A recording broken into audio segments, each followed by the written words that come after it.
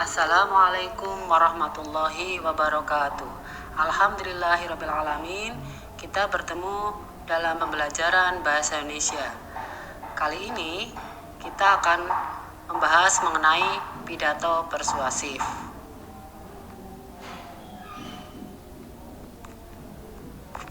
Ada beberapa hal yang akan kita pelajari untuk materi pidato persuasif. Yang pertama adalah memahami pidato persuasif. Yang kedua, informasi dalam pidato persuasif. Yang ketiga, simpulan isi pidato persuasif. Yang keempat, struktur dan kebahasaan pidato persuasif. Dan yang terakhir adalah penyusunan pidato persuasif.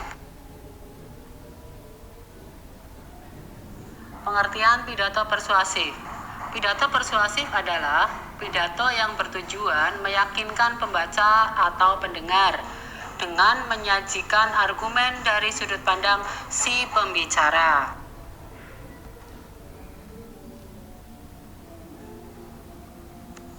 Jenis-jenis pidato meliputi sambutan, pidato pemerintahan, pidato instansi, dan ceramah.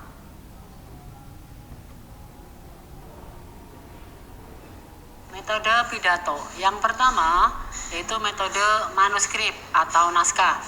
Yang kedua, metode ekstemporan. Yang ketiga, metode memoriter atau hafalan. Dan yang keempat, metode impromptu atau pidato dadakan. Tujuan pidato. Yang pertama adalah memberikan informasi kepada pendengar. Yang kedua adalah meyakinkan pendengar, yang ketiga menghibur pendengar, dan yang terakhir adalah menggerakkan pendengar.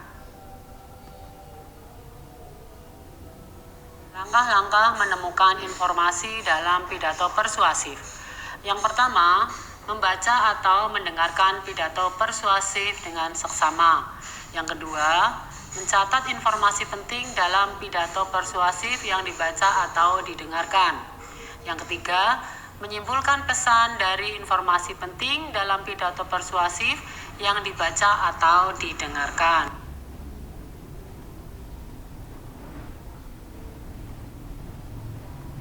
Selanjutnya adalah simpulan isi pidato persuasif.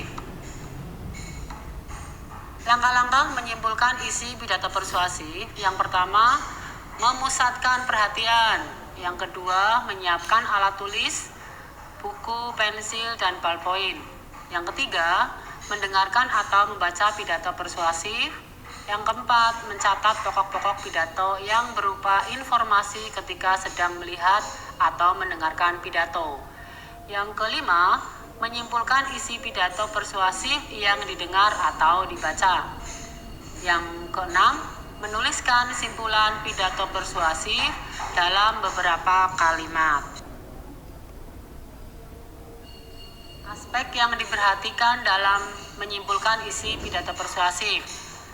Simpulan harus memuat pokok isi pidato. Simpulan tidak menyimpang dari isi pidato. Simpulan bukanlah komentar, melainkan ringkasan isi pidato. Struktur dan kebahasaan pidato persuasif. Pidato persuasif meliputi pembuka, isi, penutup. Pembuka meliputi pembuka terdiri atas salam pembuka, sapaan, ucapan syukur, ucapan terima kasih, dan tujuan pidato. Pembuka pidato tidak harus lengkap. Sedangkan isi berupa isi pidato memaparkan permasalahan atau materi yang akan disampaikan. Permasalahan diuraikan secara terperinci dalam isi pidato.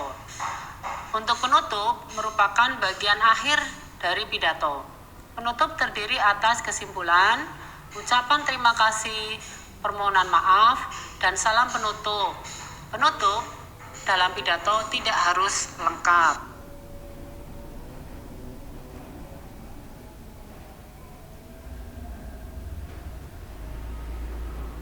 Kebahasaan dalam pidato persuasif meliputi dua hal. Yang pertama adalah konjungsi, dan yang kedua adalah kalimat persuasif. Konjungsi adalah kata yang digunakan untuk menghubungkan satu unsur dengan unsur yang lain. Konjungsi disebut juga penghubung. Kalimat persuasif adalah kalimat yang berisi ajakan dan bertujuan untuk mempengaruhi pembaca atau pendengar untuk melakukan sesuatu sesuai dengan kehendak penulis atau pembaca. Ciri-ciri kalimat persuasif. Yang pertama, bertujuan untuk membujuk, mengajak, dan mempengaruhi seseorang. Yang kedua, biasanya menggunakan kata ayo, mari, dan kata-kata yang bersifat mengajak lainnya. Yang ketiga, biasanya menggunakan tanda seru di akhir kalimat.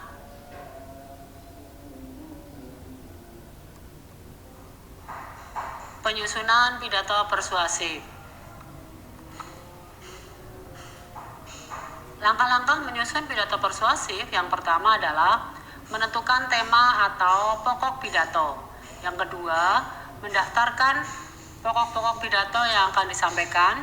Yang ketiga, menentukan tujuan pidato. Yang keempat, menyusun kerangka pidato. Dan yang kelima, mengembangkan kerangka pidato.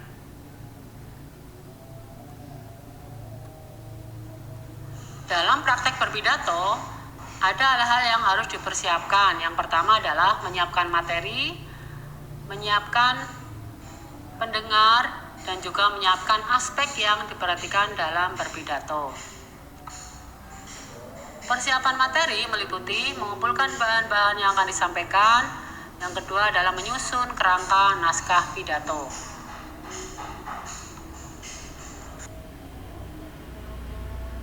Aspek-aspek yang diperhatikan dalam berpidato yang pertama adalah sikap badan, suara, dan kewajaran sikap.